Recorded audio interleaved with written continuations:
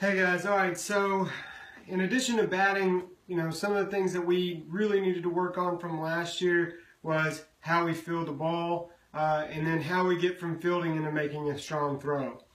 So one thing that I wanted to go over with is just receiving the ball and throwing the ball. I think leading up to this point, some of the kids have gotten into bad habits as to how we receive the ball, whether we're playing catch with one another, or I'm in the infield trying to catch a line drive, whatever the case may be. We've gotten into bad habits as to how we catch the ball. A lot of times when the ball's up high, we've got our hand out like this, and we're trying to catch the ball with the glove facing up. And then other times, we're just making overall bad decisions with how we track the ball with our glove. And so one thing that we really need to be focused on and we really need to pay attention to is teaching our children or seeing how they receive the ball. So when these guys are playing catch, especially when we're warming up, we really need to focus on how they throw and how they receive. So just the first part of that would be receiving the ball. We want to make sure that the glove's up, we're in an athletic stance, and we catch the ball. So again, athletic stance, just like we're batting. And then we got our fingers facing the sky. And this is the reason we do this is so that way the glove's open, we give them a target, and that's kind of the direction that we want to go with when we receive the ball. So when we're talking about throwing, we're saying, hey, give them a target, throw to the target.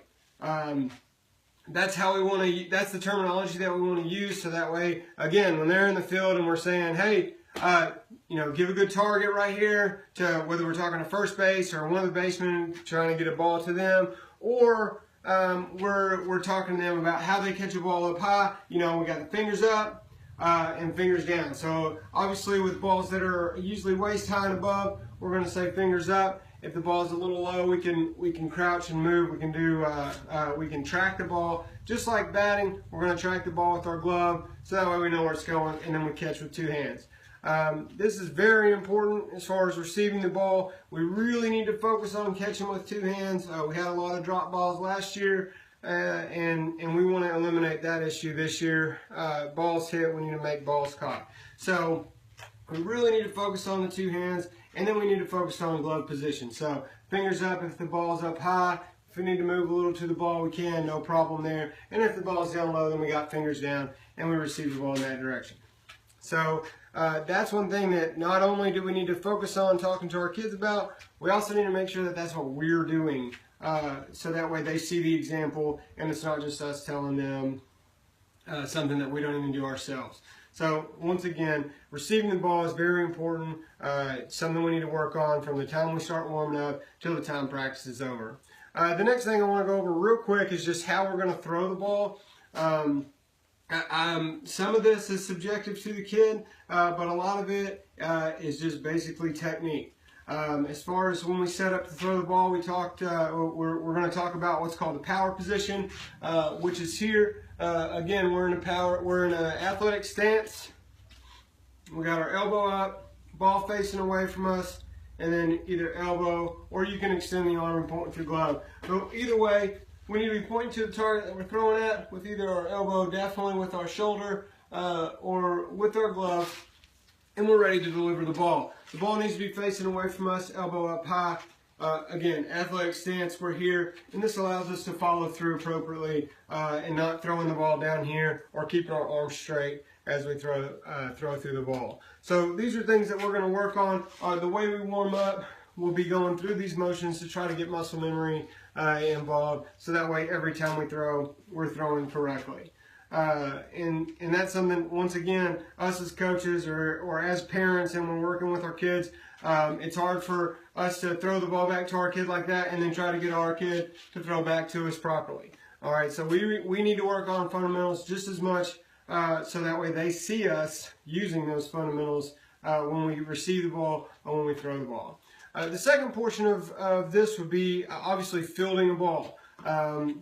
The main drill that we're going to be doing is what's called the triangle drill. I'm sure a lot of people have heard this drill. It's very popular as far as how we get our body in position to receive the ball. I'm gonna take it a step further, and we're going to call it triangle to power. And the reason we call it that is because it allows us to get quickly into the power position to throw the ball. So the triangle position, a lot of times people put cones down or put baseballs down and have people run up to it. I like a more hands-on approach to where we're actually receiving the ball while we're getting in that position, and then it doesn't disconnect from what they're actually doing with the triangle drill. So the first portion of the drill is just strictly or simply receiving the ball, and the terminology that we're going to use, and just for example, I'm going to say this as a right-hander because I am a right-handed thrower, so that's how I'm going to explain the drill.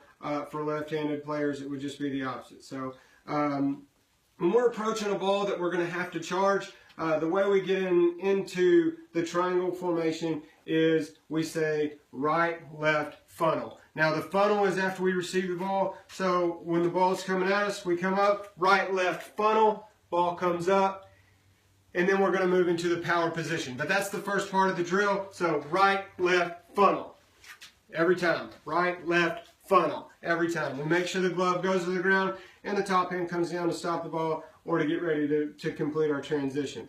Now, the next part of that drill is after we funnel, we go into power, to our power stance. And the way we get into our power stance is the same way we got down into the way we receive the ball, right, left, power.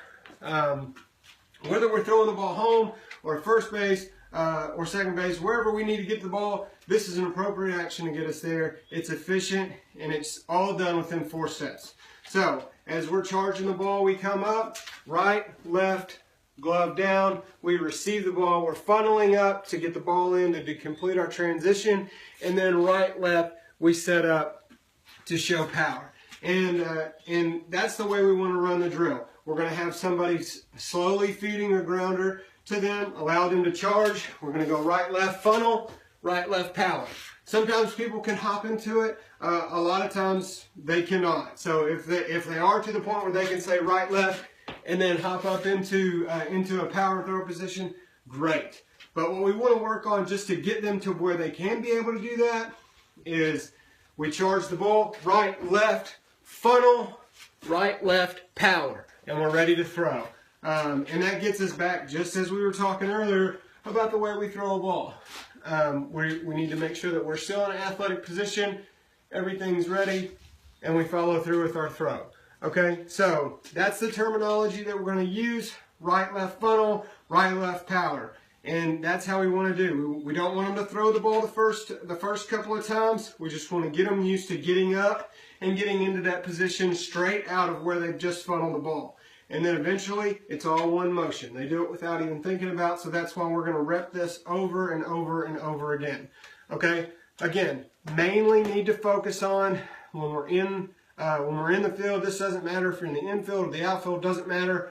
You have to receive the ball correctly. Okay, that will cut down on, I would say, over 50% of our errors. If our glove position is correct, we're using 2 hands to catch the ball, that cuts down on some serious errors. Now, when we're receiving the ball in the triangle position, then getting to that position where our back is straight, we're down, we're funneling the ball in, because we don't want to be in this position, chasing the ball between our legs. We want to catch the ball out in front, and then that allows us to get into that power position to throw.